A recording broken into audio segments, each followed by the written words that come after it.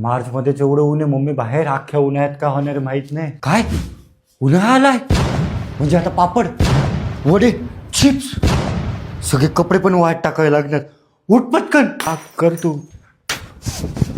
एक काम करते ना, 40-50 किलोचे ना नागलीचे पापड बनवून टाकते. म्हणजे कसं आहे ना, थोडेफार आईला देईल, थोडेफार मुलींना देईल, थोडेफार मला ठेवा, बाकी बिल्डिंगच्या बायांना देईल, रस्त्यावर जाणाऱ्या 1-2 लोकांना पण देऊन टाकेल. हे झाल्यावर मग उडदाचे पापड बनवते, मग त्याला पण यालाच कामाला लावेल.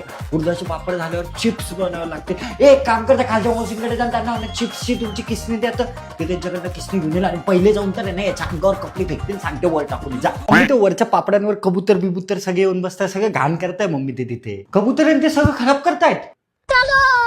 हा तू एकदम शोभून दिसतोय तिथे. अशी पण तुझ्या अंगाकाठी बुजगावण्यावालीच आहे. नीट उभं राहा, एक पण पापड खराब नाही झालं पाहिजे. उगतच सांगितलं मम्मी मी तुला. का बोलला उडतो नाही.